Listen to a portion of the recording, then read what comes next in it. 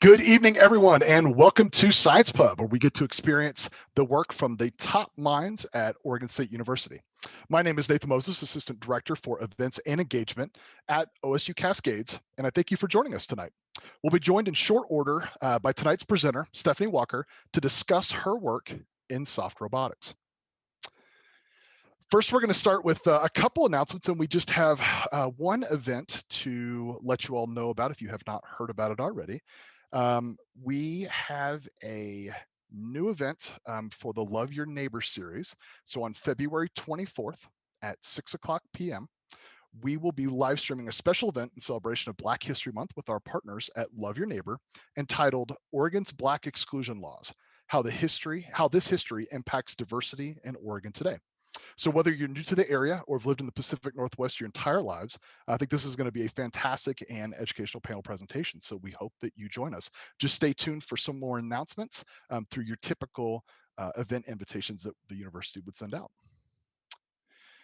Next up, some of you may know, we are going to start our old tradition of incorporating trivia again back into Science Pub. So tonight will be our first night we're going to be doing this. So what I'd like you to do, those of you that are familiar with our process, get those mobile devices out and pull your Mentimeter app open, or open another browser window. You're going to go into www.menti.com, and we're going to put a slide up here for you so you can see this. Those of you that haven't used this resource before, simply go to the App Store and search for the Mentimeter app, or you can take a picture of the QR code and take you right to the link that's on the screen to get that information, or just open your browser, like I said, and go to menti.com.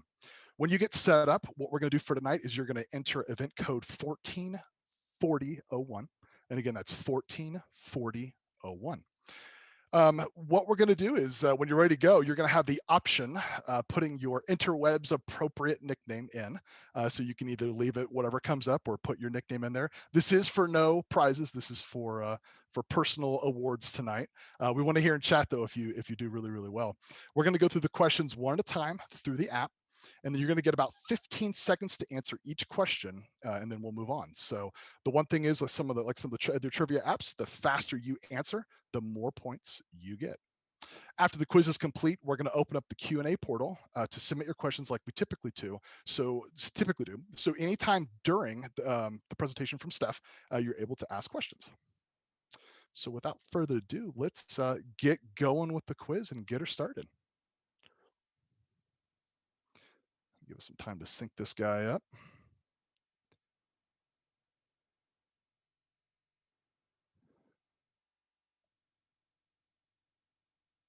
All right, so first question that is coming up, you should have it now.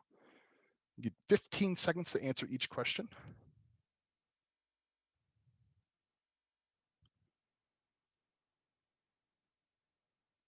Those of you that are not participating in the app right now, here we go, question one, there we go. Got that going live right now. Everybody should see that up on the screen. Looks like we got a couple participants playing.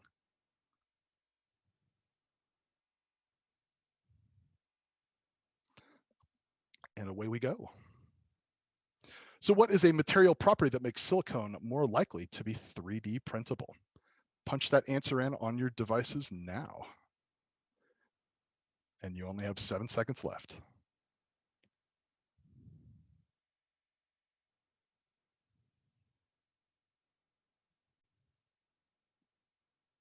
All right, so those of you that answered all of the above, you got it correct.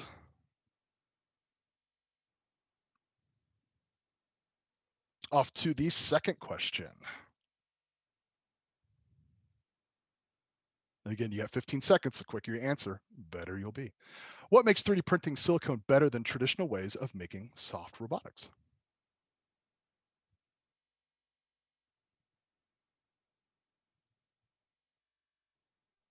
5, 4, 3, 2, 1.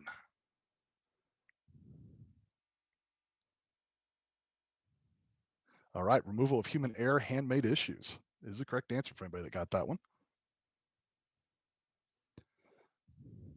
Going off to question 3.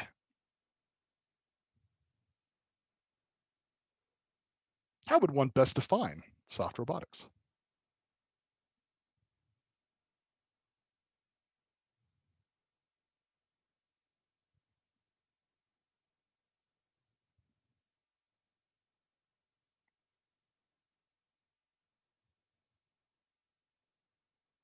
All right. Well, if you said constructing robots from compliant materials, you are correct. So good job for those of you that answered that one. Question 4.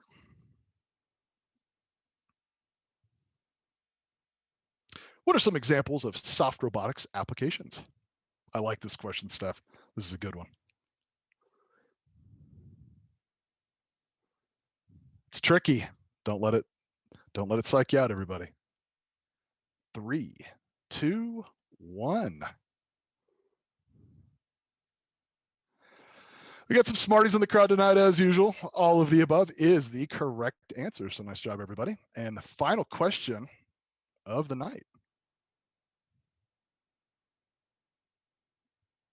Which of the following statements about soft robotics versus traditional robotics creation approaches are true?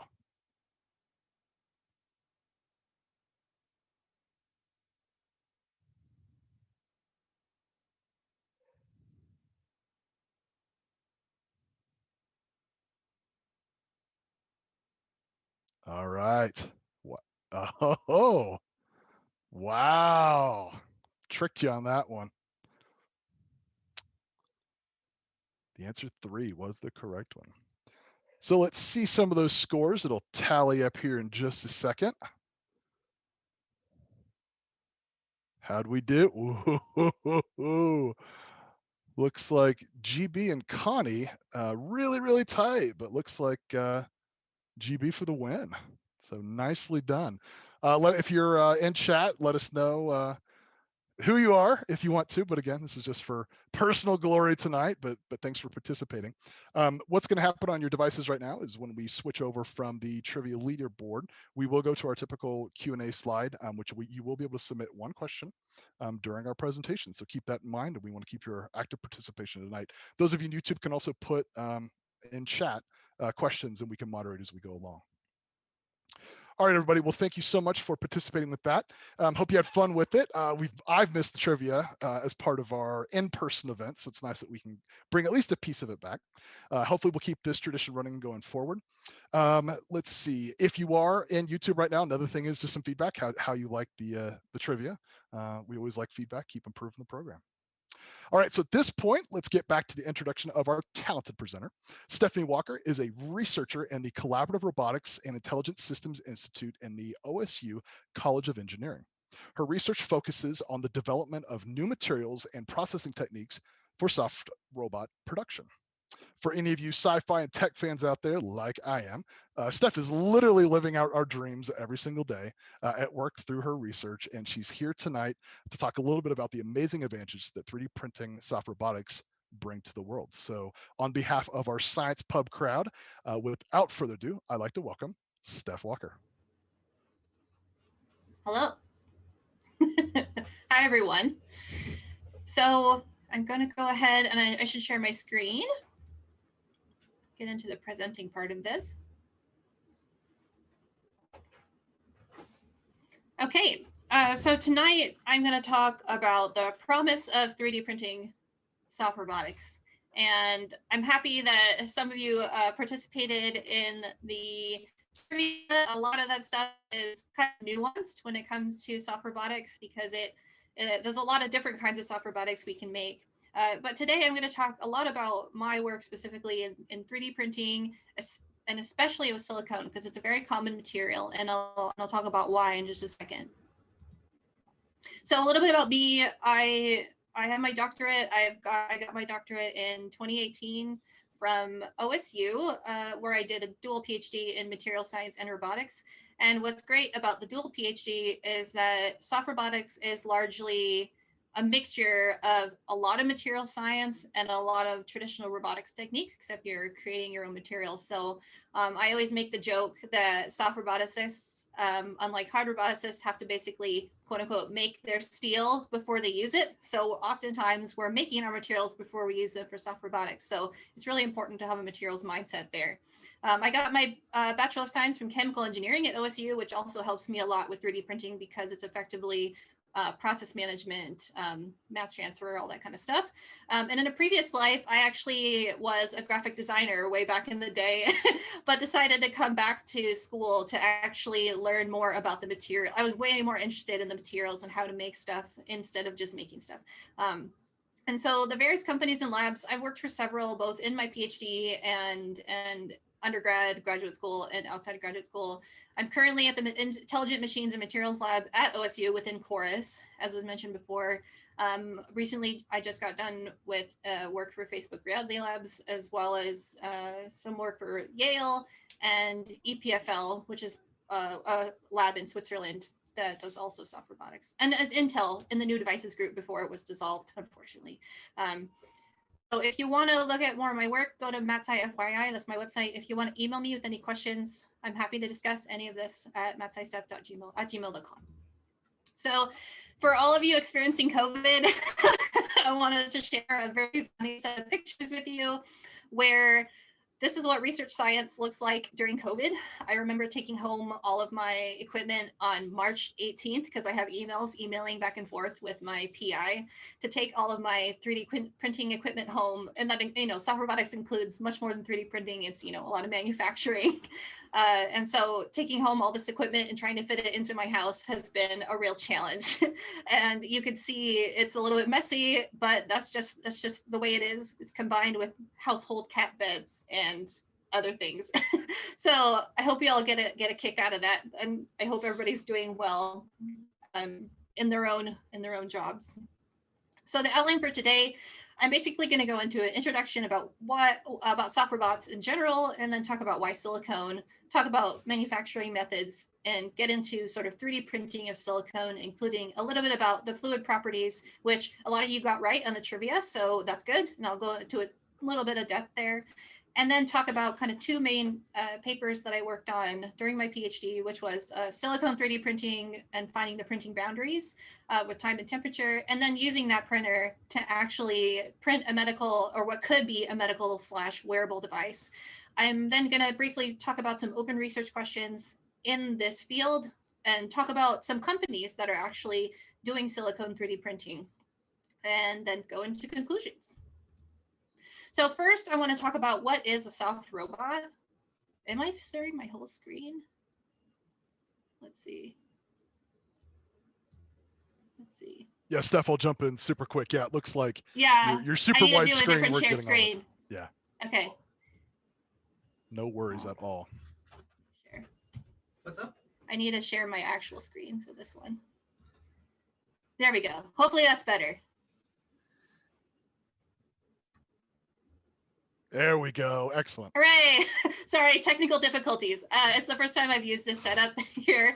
This is my partner's setup for he's a professor, so it's my first time. Please forgive me.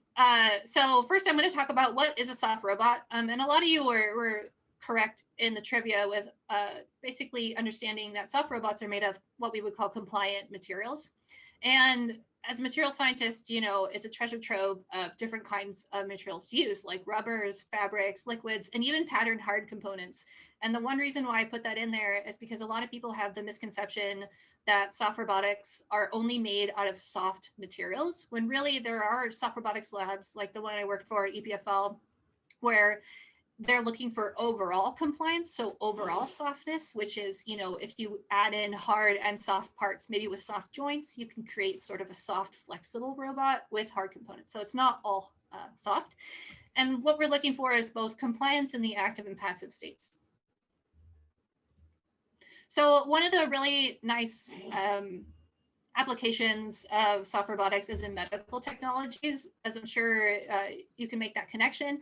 The reason why our medical technologies are so well, number one, humans want to live longer and be healthy, and soft robotics are a natural fit just because a lot of the materials that we use are, silicones and soft rubbers that are inherently good for putting into or working with the human body. Because effectively, I always look at human bodies like we are effectively a soft robot with an interior skeleton, which sounds kind of sounds a little bit unusual, but when you think about it, there are a lot of human parts which are soft. And so when we have, if for this example here, we have, a heart, a way to pump blood with your heart if it's not doing it properly. And on the right hand side, we also have a swallowable robot. A robot is sometimes used loosely, just so people are aware. Swallowable robot that can unfold inside your stomach and deliver different kinds of drugs. So I'm gonna go ahead and pause this video because we're gonna talk a little bit about wearables, and they're gonna play that video for you. We're developing a soft wearable robotic glove that could go on a person's hand that would be useful for patients who have lost the ability to grasp objects. These could be patients with muscular dystrophy, ALS, incomplete spinal cord injury. We're trying to create a solution that will allow them to be able to perform activities of daily living. Using soft robotics, you can make a device that's a lot lighter and that is a lot easier to align and to put onto a person's hand, and ultimately we believe will also be more comfortable for the user. Okay, and you'll notice that, and soft robotics, just like, medical devices, wearables are also, and wearables kind of intertwine with medical just because they can overlap a lot. But in that video, they were able to, at the Harvard Biodesign Lab, to actually put these soft sort of inflatable robot fingers around this woman's hand because she had trouble opening and closing her hand. And it makes a huge difference in her quality of life if she were to wear it.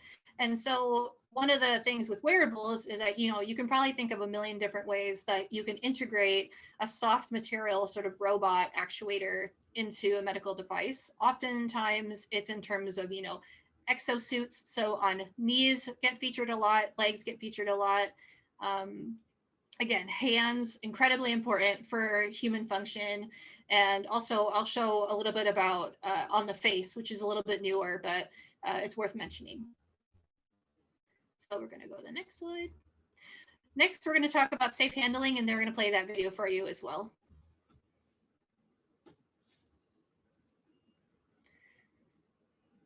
Composites, so other materials of other stiffness. And then by controlling the pressurization, the rate of pressurization, you get bending or extension or actuating. A soft robot in this case is a gripper, and you have these inflatable chambers that can be deflated, so a vacuum pulled on them, or inflated. And the nice thing about these soft materials interacting with sort of delicate objects is that there's less of a tendency to want to over grip or crush things. Sort of the natural compliance of these silicone actuators really helps with things like safe handling in an industrial setting. And this is from Soft Robotics, the company, or Soft Robotics Incorporated. We'll go to the next one. So this is a video that they're going to play as well, talking about unstructured terrain.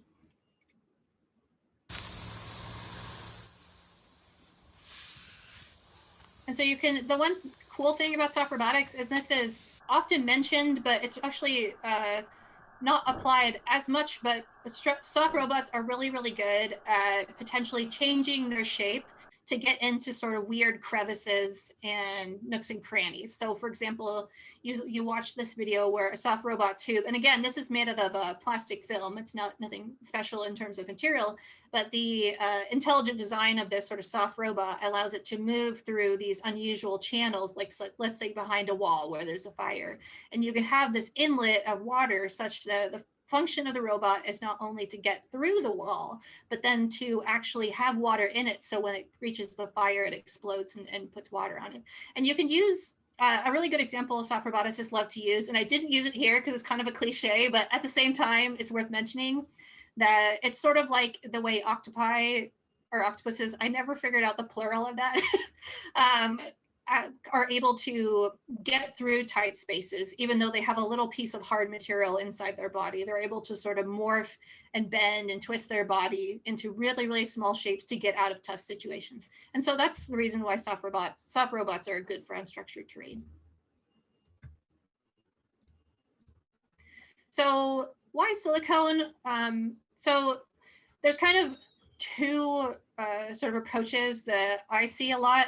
The first is that that we have silicone, which is readily available and it's relatively inexpensive. It has a safe chemistry. So a lot of these soft robotics labs, there aren't necessarily chemistry labs. So it's actually a really nice quality material that they can get that's moldable, it's stretchy, it has a bunch of different material properties on it, and it's easy to use. And so there's that sort of practical side of it, and all the way to, and it allows us to make these sort of chambered robots that have pneumatic or air inputs, or even hydraulic inputs. And on the right-hand side here, you can take that sort of material idea and move it all the way to medical and food grade silicones, which are really, really common in just medical devices. So you have a wide range of material properties here that you can use in soft robots to do a bunch of different things. And especially for wearables and medicine, silicone is a classic safe material that people use quite often. So that's sort of the reasoning why we use silicone. But however, so just from showing you a few soft robots, I really just want to mention, and this is the reason why 3D printing comes in, is that soft robotics manufacturing currently has a lot of issues. So I would argue that soft robotics is sort of it's not in the infancy, like it's been around for several years, but at the same time, the manufacturing and how we make these robots is really a little bit in the middle. So we're still making things by hand. We're doing a lot of lamination. We're doing a lot of alignment, like very traditional techniques. And I use this example here because you can see that there's multiple steps, there's multiple tools, there's all kinds of things that you need to do. And at any given point, there's a chance that one of these methods one of these methods could fail and cause an imperfection in your robot, which would make it not work. So the way I look at this is I see this complicated manufacturing process by hand, and I go, oh my gosh, we need automated fabrication. Please let us do 3D printing. So when I look at automated manufacturing, I think of additive manufacturing. So AM, AKA 3D printing. So, and this was part of the trivia. So for 3D printing, it does help remove human error in terms of the build. So you have a machine actually extruding and assembling your robot effectively for you, which gets rid of sort of the problems that can come if someone is not really experienced at making soft robots. There's also faster iterations. So instead of having to redesign a whole mold set, you're able to just change the CAD and reprint it. There's also potential for more complexity. Same problem. You don't want to redesign a whole mold set. Instead, you can just go into SolidWorks or whatever file you're using to change the 3D model. And these both are on demand. 3D printing is great. It's on demand. You can make it when you want it. And there's potential for scalability if you're able to take that 3D printing idea, take it to like an industrial designer or someone who makes these big machines that can do multiple 3D prints at once. And so there's two main types of additive manufacturing for soft robots in particular. The first is extrusion-based additive manufacturing. And so there's a lot of cool examples here of people doing different resolution, doing mixing. If you're familiar with 3D printers, you know they have a plastic filament coming in and they melt it and it comes out. But in this case, what we're doing is we're putting in between 1 and 3 materials. And either if it's one material, you don't have to mix it, obviously. But if you're putting in multiple materials, you're mixing them in the nozzle and then extruding it. So you have this sort of cool ability to change your formulation on the fly.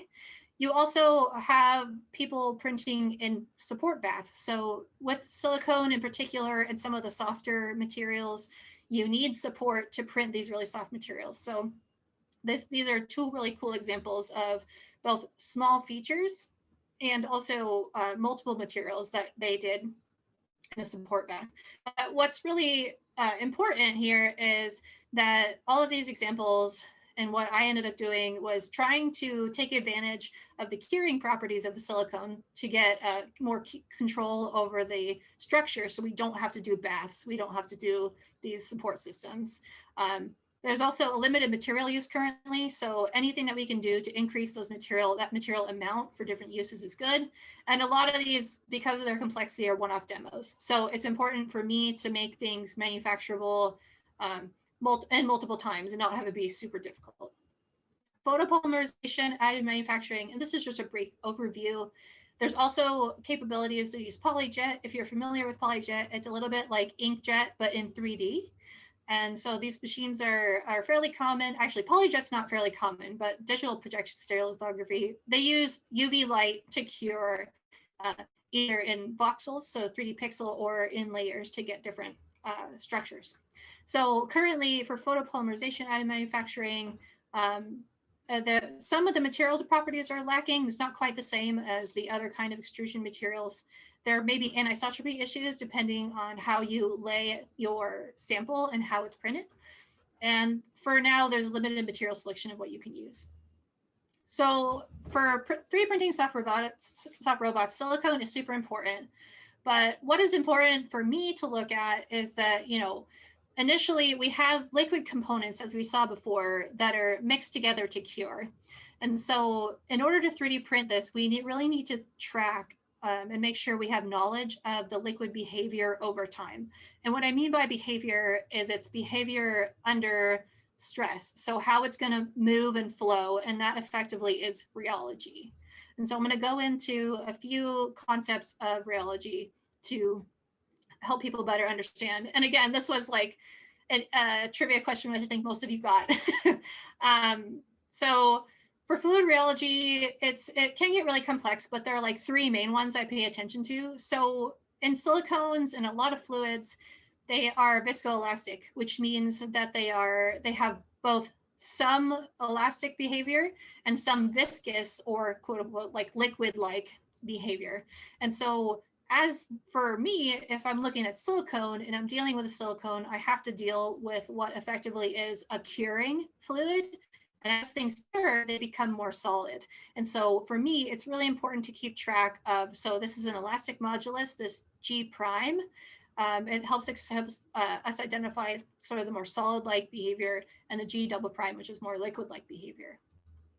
Another important parameter is yield stress. So for all of us have handled shaving cream at some point. For 3D printing, it's really important that after we extrude a material, that it's able to hold its shape. And shaving cream or whipped cream, however you want to look at it, is a really great material to show off yield stress, because what happens is it effectively is like a solid-like behavior until you have your hand, which goes and presses on it, or a knife, which presses on it, and then it's able to flow. And so that point, or that like stress that you're applying, is called the yield stress. And what we want in a printed fluid is it to have the high yield stress, because we want it to be able to hold its shape when it's being layered. And lastly, viscosity. So a lot of you may have heard of viscosity, and viscosity can be described as sort of an internal friction as the fluid is stressed. Things with higher viscosity, like cold honey, for example, are gonna, like, they sometimes can change their viscosity. So viscosity can change in honey when it's heated, it goes to a lower viscosity. So when we have viscosity in a 3D print, however, it's good to have a higher viscosity after it's extruded, but we also don't want the viscosity to be too high to clog this nozzle. And here I have an example where the nozzle is about less than half a millimeter in the diameter. So we want to make sure that, and this is a property that we can identify fairly easily, that a lot of fluids actually are called shear thinning fluids. So under this high shear region here, where it's going through these really tiny tubes and it's going fairly fast, you'll actually get an alignment of the polymer chains, and the viscosity will decrease. So that's something we keep track of. Viscosity is a very important parameter. So now I'm going to get into the project, the first project that allowed me to start characterizing this kind of process, including doing formulation, doing testing, doing printing, and then seeing what the prints were and how we could potentially prove it in the future. So the motivations behind this are, as I said before, that silicone is the most widely used material in soft robotics, again, for all the reasons I mentioned, and that 3D printing of silicone is needed to create more complex soft robots. So as I said before, it can be really hard to make these fairly complex molds, especially if you're a human trying to put all these together, keep them together. Maybe it has thin walls or difficult geometry. So 3D printing is a really, really good option if you're looking for that. And as well, complex voids and hollow robots enable greater soft robot functionality, so you can tune the stiffness. So what you can do is add in little areas of empty space in your print to get a variety of material behavior from the same input material. So in this case, what they did in this little monster is they made little gaps in his sort of arms and his legs to show that they bend, and they didn't leave any gaps in the hands, for example, so they wouldn't bend. And that's a way to get different functionality out of the same material. So what's missing in soft robotics currently are, at the time, before I made this was, nobody really used the idea that the soft silicone liquid is curing and controlled it in order to get better print quality. Nobody had made an open source high resolution silicone 3D printing system like this one. And there's also no 3D printing without reliance on support material. So what this work does is it characterizes all the rheology and curing kinetics, so we can build a sort of printing window, and we have a high resolution result, and we print without support. So the printing process design for this, again, is formulation, doing the curing kinetics and rheology, doing the printer design, and then doing the 3D printed, making the 3D printed parts. And the 3D printed parts is particularly important for making sure that what you put into the CAD or what you put into the 3D model is what you get out. And so this is also iterative, things will change based on what we find out from the curing kinetics and rheology so that we don't clog the printer.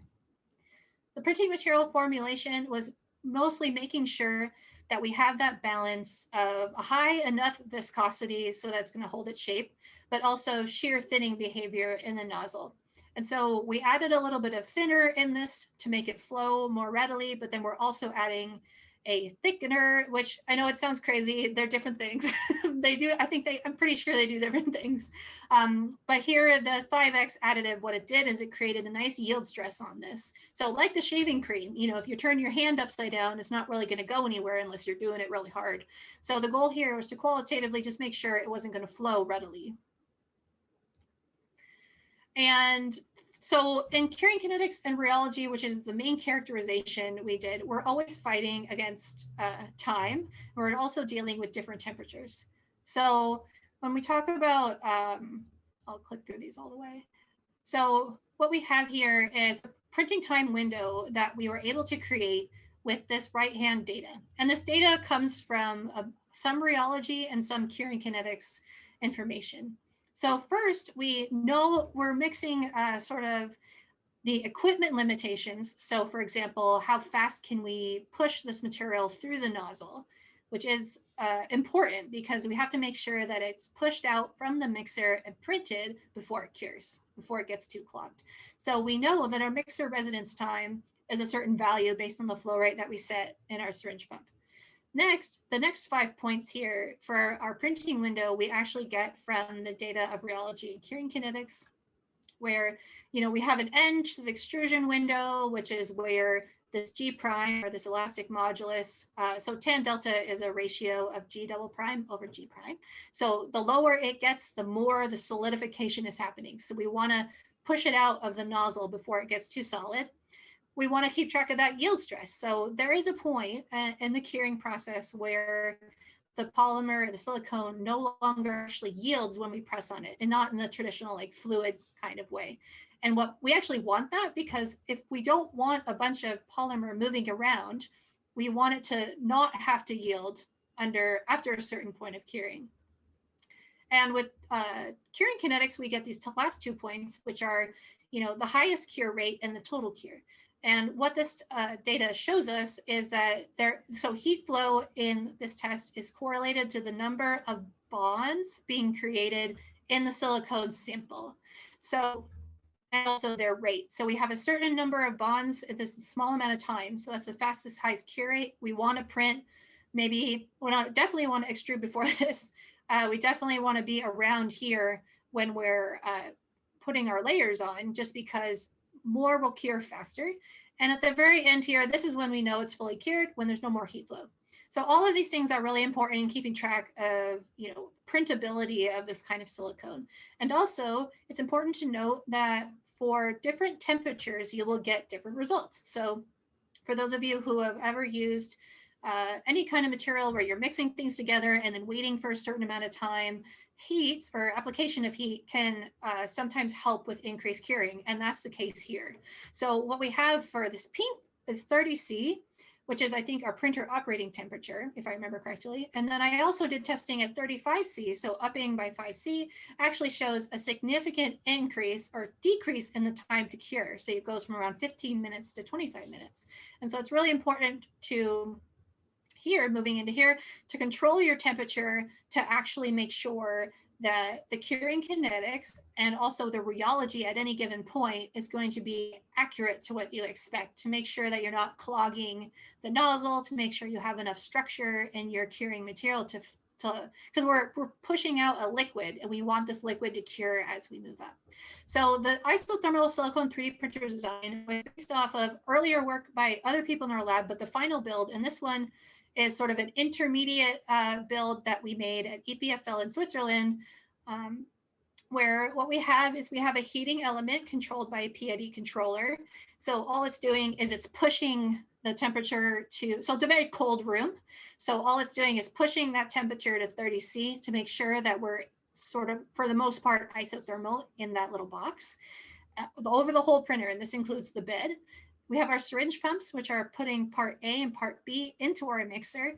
And then we also have a high resolution video camera, which you can see the result of right here, which is really useful for sort of doing diagnostics on how well the fluid is actually being extruded, knowing when to stop the print, etc.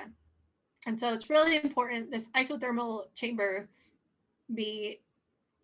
it's really important that the isothermal chamber just be there to get the right rheology and curing kinetics. And so after we built the printer, we have the characterization of the silicone. We're actually looking to further explain or define what kinds of geometries we can print. And so if you haven't thought about 3D printing, this is sort of the baseline of the sort of parts that we deal with. The first being spanning, and spanning is the width of distance or distance between two unsupported points that the extruded line or silicone line can cross. And what we did is we noted the sort of, we called it sag distance, where, you know, silicone is still a liquid, but it's curing. So it's kind of in that in-between point where it's not going to work quite as well as these traditional plastic filaments that you'll see in commercial 3D printers. So we're going to give people that information and say, you know, you can have your 3D print move over open space in a horizontal direction, but it's going to have a certain amount of sag. So that's important for people to know. Another really important part of 3D printing characterization for silicone is something called profilometry. And what we're effectively doing is we're getting line width and height data from an individual line, taking that line and putting that information into the programming print paths, which are the G code. So we're telling the printer to print a certain distance apart so that we know the lines are actually butting up against one another and that they're layering properly. And what I wanted to show this for was that you can really see the difference in increasing temperature. So as you can imagine, if we increase the temperature, we get a sooner we get a shorter cure time, which is nice, but we also get a faster growth in sort of these cross links and structure or elasticity in the polymer. So what we're seeing here is even from 26C to 28C to 30C, a definite, and this is the exact same G code file, just with different temperatures, that temperature is really important in making sure that we get the right print. Overhang is another really important aspect of 3D printing in general, but also silicone 3D printing. So it's really important for us to keep track of overhang because we are saying or claiming that we can 3D print silicone without support. And when we say without support, this is kind of where we're saying, besides, you know, spanning where we're doing it over nothing, there's also the in-between, which is where you can have a certain angle of overhang from the vertical where it's nice and printed really well. And then after that, it's clear that the silicone isn't able to support itself. And you can see it gets particularly bad around 65 and 70, which makes sense because you're printing over nothing, right? So there has to be some limitation to what this liquid can be stacked as. And we can put that into our model design limits when we print. So really importantly, it's really important to do not only fun print tests, but also get an idea of sort of the limitations of the printer. So one of the ways that I did this, that I did a sort of quantitative, qualitative mixture of quote unquote level of difficulty. And I can see it better here. So on the left-hand side are the more easy prints, and the right-hand side are the quote unquote harder prints. So for print limitations, with silicone, we're always pushing against the fact that we're dealing with an extruded liquid. And it's really important that we know sort of what geometries are possible and what are not. Smaller geometries like this octopus, which I think was like 1 centimeter high. And this is a high resolution printer. So these lines are around, 430 microns, so around 0.5 millimeter. And so it's kind of small. It has a little bit of overhang, which you can see, the spanning isn't so great here. Spanning isn't so great on this licorice guy, but it does get nice and tall. It's also nice and thick, which allows it to do that. Triangle, looking great because again, this overhang. So this was, I think, at 30 degrees. And so when we print, we can do supportless 3D printing if we know the limits. And this egg showing the breaking of those limits over 35, and this bellows, which is actually quite a surprise. So it looks like you can print sometimes, but it becomes really unreliable because again, you're working within that range of sort of what overhang is possible and what will be repeatable. So the conclusions of this are what we did. We did rheological and curing kinetics of a 3D printable silicone. We did the first transient property use in soft robotics 3D printing. So being able to not just say, oh, it's never going to cure until we put it in an oven. It's actually curing as we're going. And then, first zero support 3D printing of silicone with overhangs over 30. And some of the limitations, as I mentioned before, our overhang limit and material choice. So currently we had at this time only one material silicone that we optimized. And so you would have to go through this for each one. And again, you have to also look at operating temperature. So can your equipment keep this operating temperature, especially if you wanted to run at a higher temperature, making sure that this is realistic for you. So as an application of this 3D printer, this was at EPFL. It is accepted in the Soft Robotics Journal for a 3D printed wearable soft robotics, sort of mask module, a mixture of both an actuator and a sensor. So the motivation behind this was that facial palsy affects 1 in 60 people in their lifetime. And this goes back to the idea that soft robots are really, really good for medical technology and wearables, because it's really nice to have a soft material on your face versus this right-hand thing, which is a huge helmet and you're gluing these hard pieces to your face. It can be kind of uncomfortable. And for palsy, when I was researching this, they mentioned that physiotherapy exercise are a good option for healing, even though, so there's some argument in the literature, I think, on whether or not they actually help heal, or whether it's more a mental thing that people just like to be able to have an action that they can take to help themselves feel better and feel more active in their healing. But either way, research is lacking in assistive technologies for the face. There's a lot for hands, elbows, knees, as I mentioned before, but the face is really not a lot. So what's missing in wearable soft robotics currently, and this is where 3D printing comes in, is that you have customizability. So again, if you're 3D printing, you can go in, maybe scan someone's face, design something custom, print it, have it, if it doesn't fit properly, you can change it really quick, print it again. And that was where fast iteration comes in.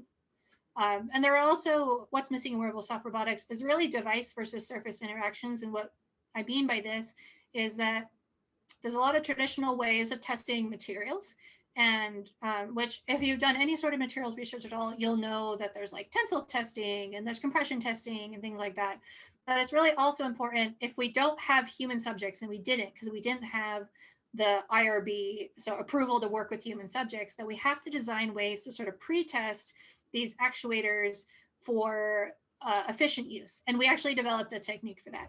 So what this work does is it creates a 3D printed customizable actuator for 1 to 2 newtons of smiling force. And if you're up for an interesting dive into, into the literature, I encourage you to read about this paper about how they quantified that smiling force. And also there, we created a modular testing surface comparable to skin, moduli, and bone topography, as well as create a system level design for rehabilitation. So it's not just the one thing and then you're trying to fit that in with a bunch of other stuff. It's literally, you put this on your face, you can smile on one side and it'll interpret that smile in an actuator on the other side. So what I mean by that description is, and this is clear with a picture of me, because we can't have human subjects, I have to use myself. So we have, let's say, and so in these kind of physiotherapy settings, what will often happen is you'll have something that's similar to mirror therapy. So you'll have one side of your sort of healthy face smile like you normally would smile, and the palsied side of the face would try and mimic that. And in this case, what we're doing is we're guiding the muscle and sort of the skin into the shape that would be desirable for this person. And smiling is a really, really important part that people lose potentially during some kind of palsy episode. And smiling is, and like mouth control is really important for eating and interacting, and it can make patients really depressed, just that they can't look like they normally would want to look. So what we did is take this 3D printing idea and use several different materials to reinforce this sort of soft polymer into a vacuum actuator, which would then be put on the side of the face, and then a sensor, which was also 3D printed. So the nice thing about 3D printing with silicone is that you can potentially use other materials and integrate them. Now, in this case, I'm doing, the syringing of the fluid, and I'm placing the fabric in the actuator. But in the future, what this would be, and ultimately that's everyone's goal in soft robotics, is to have a machine that does the silicone 3D printing and then places all the electronics, it does all this for you. And that's, we're on the road to that. So, and this is just a clarification, and sorry for the picture quality, and this was just a record that I made for myself, but it's important to note, we're putting different materials in here and stopping and starting the printer, and it still all fits together in one print. So there's plenty of opportunity here for multiple materials. So our testing surface that we made for this was really based on sort of the skin and bone model. And again, if you're interested in a research dive, there's a lot of research on what exactly the material properties of skin are. It could easily become your whole life, as it did for me for a while. So what we did was make it simple, use a thick piece of silicone which can approximate that skin, and we did an underlying sort of pegboard, which was modular, to change the sort of bone, so this is a hard 3D plastic under here, into different shapes that you might see on the face. So we have, if you have a high cheek, it'd be like a convex middle, or let's say the hollow of your cheek would be like concave vertical or concave horizontal. And so we're testing the actuators on this to try and get a better idea of how it performs in a more realistic setting. So the surface testing results, and this is just an example of the, I don't know, let me see if I don't want to say the wrong thing, of the concave vertical. Oops, go back. And how this is just, I show this graph just for your sort of quick reference, that the measured force difference. So these actuators are actually pulling on the corner, what would be the corner of your mouth with different forces. And the reason why these have different forces, according to this test, is that they have different surfaces underneath them. And what that tells me is that we have to design our devices, our wearable devices, especially for the face, based on surface topography. And it becomes very nice for 3D printing, especially because if you have, everybody has a different face, everybody has different bone structure, you can help design these kind of actuators and sensor combinations in this module to help different kinds of people in a really quick way. And so this module demonstration video, I think they're going to play for you.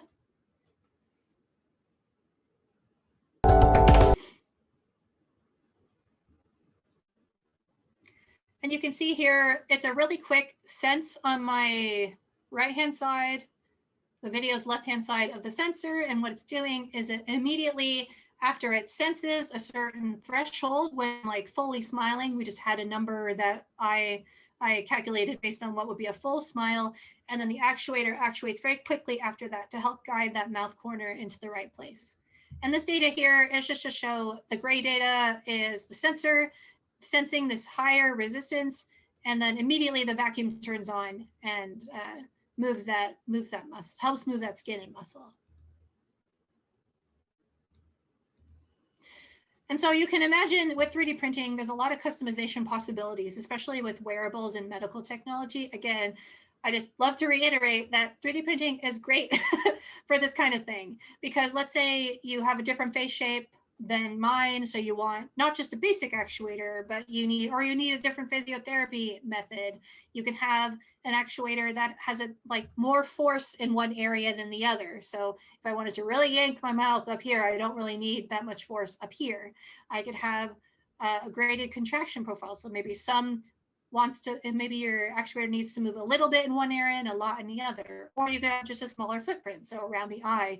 And here, this is just a conceptual rendering of what that might look like. So the other side being a network of sensors, and then this side being the resulting actuators that would, and you can potentially, again, you could incorporate sensing into this. We just ran out of time for this work. You can incorporate sensors into the actuators themselves. So we get an idea of not only, okay, this is helping the person, but also diagnostic. Like, is this actually moving as far as we want the mouth to move? How much better are they getting per week or per session, which is really important. So the conclusions for this was that we did the first complete soft system for facial rehabilitation. Again, we're improving customization via printing, and we're also creating this modular testing platform, which is as simple as changing the 3D model. So the limitations of this are, again, the material choice, which is one of the reasons why we had to reinforce it with fabric. The limitations also on automation. So I had to place these fabric and fluids by hand. In the future, that would be something that would just be resolved with a robot. And also the difficulty with skin is so complex. It changes with age, with hydration, with all these different kinds of parameters, and including, there may be some looseness in your skin. So are you actually pulling, if you're pulling your mouth, are you actually helping the muscle, or are you just pulling your skin? So that's kind of thing where in the future, that's what we would look at. So to pull all of this together, this is a fairly complex chart, but what I wanted to show this for is just to mention some of the open research questions. And so 3D printing soft robots. So as I said before, I always say it as a joke, like soft roboticists have to make their steel before they use it. And part of that is new material synthesis and material characterization. So figuring out how your material actually behaves before you use it in any sort of printing system. And you can imagine that, just like I put fabric and fluid in the other 3D printer, you can say, okay, well, what if we combine a 3D printer with a silicone 3D printer with a CNC machine? Or what if we do a pick and place, which is where we're picking up pieces and putting electronics in it, or et cetera? What if we're doing a bioreactor? We're making our material before we extrude it. So there's all these kind of cool research options here. And again, we're not just creating new materials. So we're not just creating the quote unquote steel for our soft robots. We're also having to deal with getting the 3D prints to match people's expectations of their model, right? So it's one thing to be like, oh yeah, we can silicone 3D print, and then be like, oh, but it slumps over and it's not the right geometry, right? You want it to have the right geometry. So lines and corners and stacking are really important, and paying attention to fidelity. As well, there's this other thing on top of that, which is taking this printed idea. Let's say materials are great, they function like they want, or like we want, they print really well, but maybe it doesn't function like we want it to function. It gets really complex really quickly. And so there's a lot of open research questions when it comes to both the material synthesis all the way to the wearable, in this case a wearable, but it could be any soft robot, the analysis. And so that's why 3D printing of soft robots is a really cool currently there's a lot going on in research, and maybe not so much in the public eye. But there are some silicone 3D companies that I just wanted to mention, because if you're interested in any of this, it's worth looking into them. And you'll notice that a lot of them are from Germany, and Spectroplast is actually part of in Zurich, which is the German-speaking part of Switzerland. And I'm really interested in why this is occurring. There are other technologies that aren't as developed but these are the ones which are, they clearly are a legit company, have a legit website, and these are the ones I found. So there may be more. These guys are actually, or these companies are actually probably using UV curable silicone. It's just a little bit easier to handle. I think RepRap is doing what we're doing, which is the extrusion. So I encourage you to go and visit these websites if you're just interested, or just look up silicone 3D printing and you'll find them. And so to conclude, I wanted to mention, a little bit more to kind of wrap up 3D printing of soft robotics. And I really focus on silicone just because that's the most common material in soft robotics right now. There are clearly other materials that are used, especially in medicine, like hydrogels and other kinds of things. But silicone is a nice starting point. And silicone 3D printing is really good for medical devices, wearables, and also complex parts that can't easily be molded. And so, like I said before, silicone is really nice for biocompatibility, as well as if we have her printing it, we can make these complex parts that we don't have to deal with all these complex molds that we have to change every time that we make a mistake. So the good aspects of silicone 3D printing are really fast iteration. It's a relatively inexpensive material. It's chemically safe. So there are even soft robotics papers where they have kids doing some of this soft robot creation. And there's also many different material properties. So silicone's been around as a material long enough to where you can go on almost any website that sells silicone, and there's a lot of different materials. Now, getting those materials characterized and working in a 3D printer is another process, like I talked about before, but we have that opportunity. It's not just no man's land of materials. To be improved, really, we want to know sort of the geometrical limits of the printer and what quote unquote can't be printed. So we know a little bit, and I've done a little bit of recent work in trying to figure out what those limits are, but it's still very difficult because there's a lot of intertwining parameters and machine settings that make printing silicone much more difficult than traditional sort of melt extruder.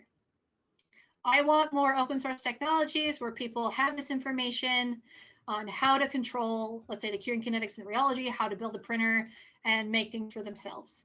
And there are currently a few examples out on the market, but they don't actually tell you. They're like, oh yeah, you can 3D print silicone, just mix it together and push it out. And all I can think is, oh my gosh, it's so much harder than that.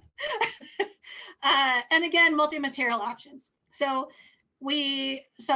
there's a lot of development in multi-material, and that's simply because it's so much nicer to have one machine do everything for you, as opposed to having to print something, take it out, glue something inside of it, put a tube in it, And so there's a lot of research that goes into trying to get things to be multi-material.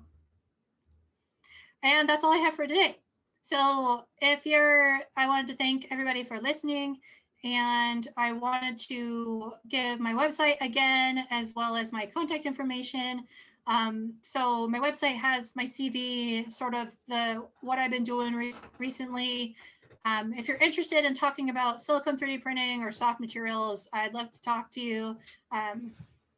It can be lonely out in COVID space. And so it's nice to have that interaction. Yeah, thank you.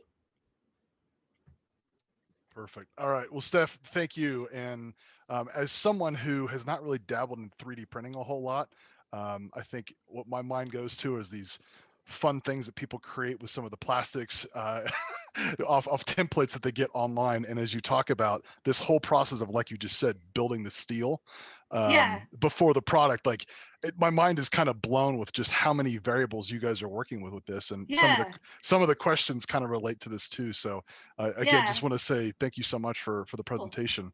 I love making that joke. No, it's good. I like that. I like that. It resonates. So regarding questions, everybody, we've got a couple through YouTube, and then also those of you using the Mentimeter app, you should have the opportunity to do so now and submit a question if you've not done so already. We've got a couple coming in. Starting off, looks like there was a question earlier in the plastic tube robot design that you'd showed in one of the videos. Whenever you build a robot like that, is it designed with the necessary path in mind? Yeah, and so in many cases, the goal would be to not have a specific path in mind. I use that example kind of warily, just because they actually cheated a little bit and they actually had that pre-planned path. They have some other videos where they're navigating, for example, If you are familiar with old drop ceilings, they kind of push the robot into this drop ceiling environment, push this big tube through it, and it comes out through the other side. And so that I feel maybe is a more effective demonstration. But yeah, for some of their demos, I would say maybe half and half. They actually did they did sort of and this is a problem in soft robotics in my mind, because pre-programming the motion is kind of cheating for for this kind of thing when you're saying you're in an environment that's really unexplored or really difficult. Okay, excellent, thank you. One thing regarding the 3D printers, you talked a lot about, I think temperature was one of the big ones you talked about with that process. Are there some evolutions in 3D printers themselves that you see really helping in the development, maybe even some of the projects you've worked on or future products, especially for medical use? So it sounds like the question being some enhancements in the way that we're creating 3D printers, or different things that maybe you guys had to build that if they were kind of just a part of a commercial application, it might make the production of these items easier. So if I understand, you're asking, just so I'm making sure I'm answering it.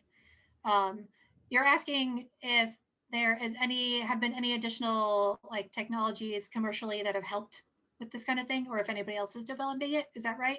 Or yeah, or just it sounds like, because I have to translate directly off of the menu. Yeah. But I'm guessing like just in 3D printing technology in general, you talked about one of the limitations being the types of materials that you're trying to extrude through and all those different things. Is there something about the machines themselves that, like, if there was an enhancement, it would make production of products easier? I guess that's how I'm kind of translating it. Oh yeah. I mean, so here's a good opportunity to air my my wants, if anybody wants to do this. So as I mentioned previously, so we're dealing with, at least, and I can only speak for what I've done with this sort of curing silicone. So in a lot of the companies that I mentioned, they always are pushing for medical technology, industrial, that kind of stuff, because that's effectively where their money is, right? That's what most people want from silicone. But in terms of our process, or the extrusion process, with what I would want is actually, it veers less toward machines, because the machines are fairly straightforward, right? As long as you have the right pump, you can pump the fluid, you can mix the fluid. You may have to design your mixer to make sure everything's mixed properly. That's fairly straightforward. What's really difficult here is actually the path planning. So what is important to look at is, okay, if we're curing at different times and they have different behaviors at certain times, the way that the material is deposited, or the pathway that the material is deposited in, to make sure it has enough structure to layer, is super important. And that's something that is, if you're familiar with path planning at all, or coding, it's NP hard.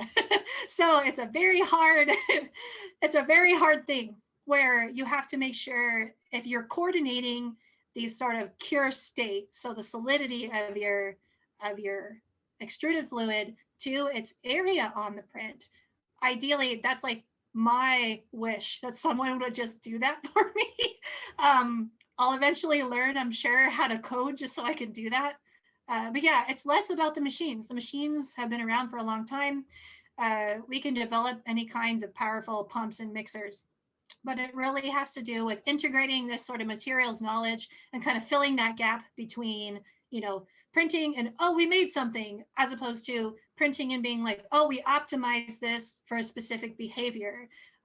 Yeah, so that would be my answer. Okay, nope, that makes sense. And I will also say too, in 5 years we've been doing science pubs. This is the first one that my family has actually watched. So a little bit of self-promotion, so I hate to admit that, but they're watching this. And my 10-year-old son has a question for you. Okay. So from Liam himself, what is the coolest project you have ever made? That's the first question. And the second question is, he noticed the octopus behind you. Has anybody ever called you Doc Ock, because he happens to love Spider-Man? So he's wondering your fascination with the octopus. Okay.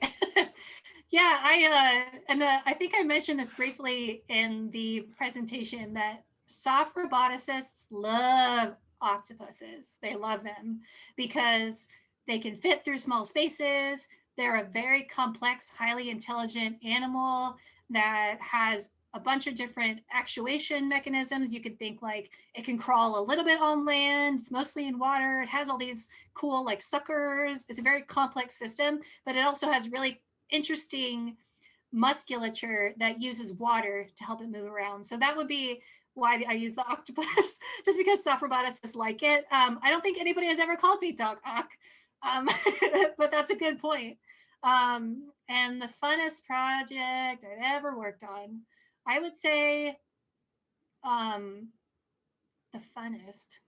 See, fun for me is more like materials. It's like the funnest project I've worked on, or the funnest thing I've probably ever printed would be really, really delicate structures that have, I don't know, because there's something to the idea that, you know, when you work so hard to characterize a material and you want to make it into something that you can then print it into these really nice, it does what you want it to do. You can print it into these really nice thin structures. You know, you have spanning all these gaps, everything's working out. So I would just say, I don't know if I have a favorite. I would just say that's usually my my favorite moment, just because silicone printing and with any research, it can be really, really hard sometimes. Yeah. Excellent. Well, thank you. Next question up, it looks like, okay, so this one, is the structure material always temporary, or is it sometimes incorporated into the internal silicone printed model to give it structure beyond manufacturing? And again, you have to pardon me as I'm trying to interpret these as we go. Yeah, I guess, so I guess I would interpret that question as, yeah, so the structure or like the quality of the material, a lot of times it has even, so I would interpret it like, okay, does the material have some initial good stuff about it that makes it good for 3D printing? That's not just, oh, it can cure in this shape. And that kind of goes back to, you know, when we put in the additives, what we're really doing is trying to make sure that when we print a line and it's uncured material, that it stays in a line. And if you're familiar, if you've ever used like syrup or honey on pancakes, you know that when you're extruding this fluid all over, it's not going to stay in its own shape, right? Because it's not meant to have those properties. But what we do is we design the material initially uncured to have a little bit of a head start, so that when we're using the curing, it's only adding to that. So I hope that answers it. Excellent, thank you. Another question from YouTube. I was wondering what your thoughts are on using soft sensors versus integrating non-soft sensors with soft robots. Okay. So I would say both. So there's, okay, I'm gonna make sure I answer this properly, because this is a topic that is talked a lot about in soft robotics, because part of making a quote unquote good soft robot is really making sure that when we add stuff into it, let's say we take, you know, an actuator and we put sensor in it. If we're adding a hard and soft material, we have to make sure that the interface, so the point where they connect, the hard and soft have to have some way of holding together without breaking. And that interface, so that connection between a hard and soft material, and it's really interesting if you're, again, research wormhole or YouTube wormhole, I encourage you to read about the structure of bird beaks and how they integrate this hard shell of a beak into their soft body. Sort of the same idea, except they do it molecularly, so they do it biologically and stuff. But that's sort of the idea, where if you want to have a hard sensor in a soft material, you're going to have to figure out a way to, number one, keep it in place without affecting your properties, and also have it function, right? And fit all the wiring in, the practical stuff, and then making sure the interface works properly. And so the reason, moving on to soft sensors, so a lot of people develop soft sensors for this reason, right? So to help with this interface type stuff. But one of the other things that is not so great about soft sensors, particularly ones like I used with liquids, is that liquids can be really hard to contain in a silicone environment. So anytime you have a liquid that's connected to, so you have this like liquid body, right? And then you have an electrode, which is just a piece of metal or something, and they have a wire. That liquid is really going to want to travel along that wire and escape. And so it's a difficult question. So one is not necessarily, in my mind, both are hard. It's really, but one is not necessarily better than the other. I think it depends on application.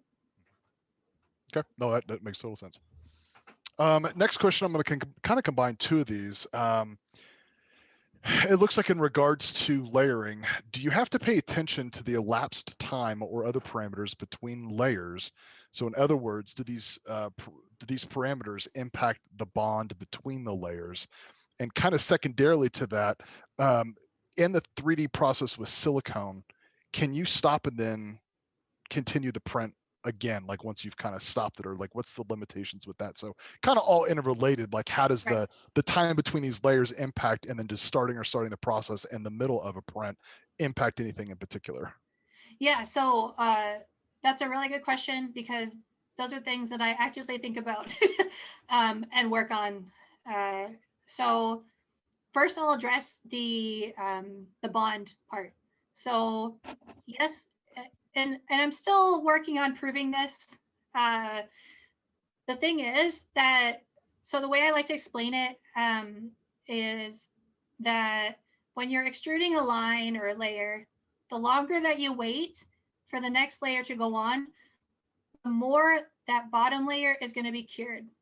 And so what you have in my mind is whatever sort of loose, you can imagine sort of little hairs, or that's always how I imagine it, little hairs of like uncured material that are like, come connect with me.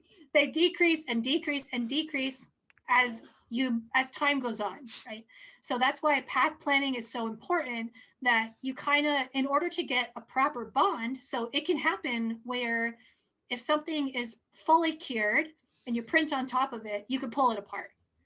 So you got to have enough bonds or whatever mechanisms they're using left over to make sure that you do have some permanent bonding, and not just the sort of impermanent bonding, which is where if you were to put silicone on glass and pull it off, it would come off, depending on the silicone. So that's definitely really, really important. And that's why I pray to the path planning gods that someone will do this.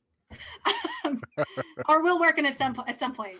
And starting and stopping the print.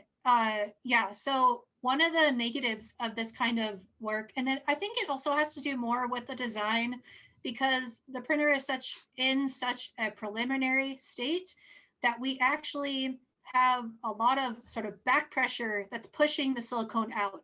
And so starting and stopping the flow is actually really hard, because there's this sort of like, I don't know what you call it. It's basically a lot of back pressure that even if you quote unquote stopped the pump, it would continue to flow until all that back pressure was relieved. So you'd have to figure out, and I know that people have done this with various kinds of like augers and other traditional extrusion techniques, but we have not yet implemented that. And that would be a way to sort of start and stop.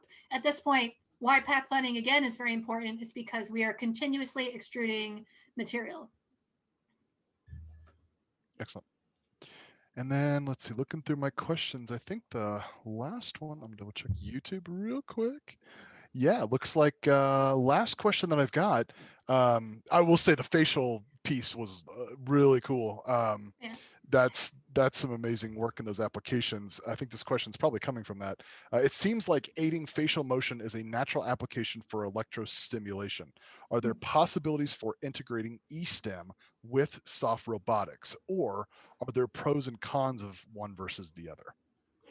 Yeah, I mean, I've worked with eSTEM, which is very uncomfortable when I put it. It basically makes your arm fall. I put it on my arm and it makes it fall asleep. It's very uncomfortable. But yeah, in that case.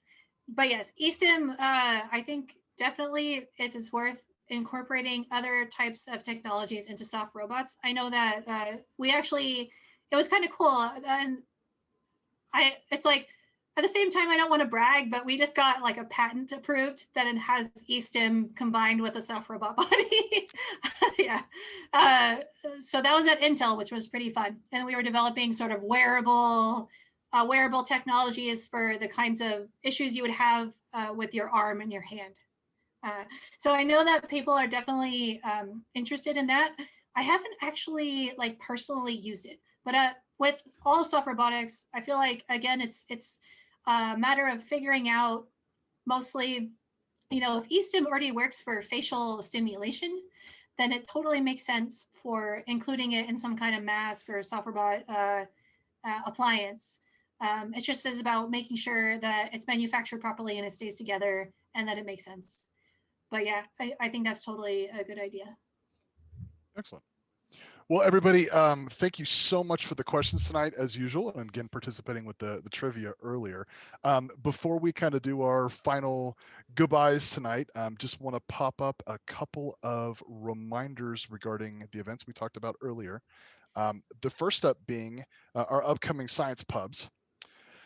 We do have upcoming science pubs on the 8th and the 16th, titled The Moral Terrains of Science Activism and Environmental Justice, as well as following up after that on the 16th, Climate Change Impacts Around the Bend. And this is a reschedule from our event that we had to postpone in January. So definitely looking forward to people participating in those events. After that, again, just a reminder for next Wednesday, the Love Your Neighbor event will be at 6 p.m. again next Wednesday. Registrations will be forthcoming and upcoming announcements.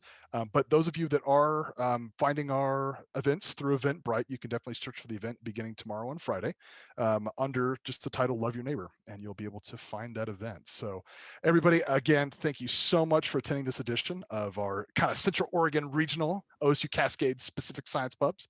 Massive, massive thank you to Steph Walker for the time and efforts in putting the presentation together tonight, as well as participating in our audience Q&A. I think that's my favorite part of the show is the presentations are awesome, but it's more of the application through our users' questions. So that's great. And as always, a special shout out to Connect Central Oregon for their production efforts. So thank the guys in the studio back there. So everyone, this concludes our Science Pub for Thursday, February 18th. 2021. Tell a friend about your experience tonight. Shoot us a topic for a future idea you'd like presented on, and we look forward to joining us out there. Thank you so much, everybody.